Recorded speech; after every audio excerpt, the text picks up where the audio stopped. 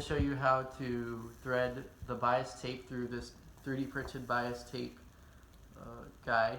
And first you need a 1.5 inch strip of fabric, and you're going to need a needle and a thread. It doesn't have to be very long, and you're obviously going to need your bias tape threader.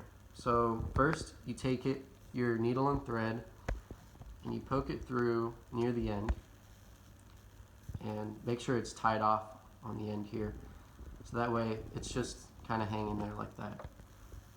And then you go through the middle part here, you thread your needle through, and it'll come out the back part here. So then you pull it through, and then this is the part that gets kind of tricky. So you want this part down, since it's the lighter side of the fabric. So you kind of got to feed it in this way. You can just try and pull it in, and then like that. And then you see it's kind of wrinkled and messed up a little bit.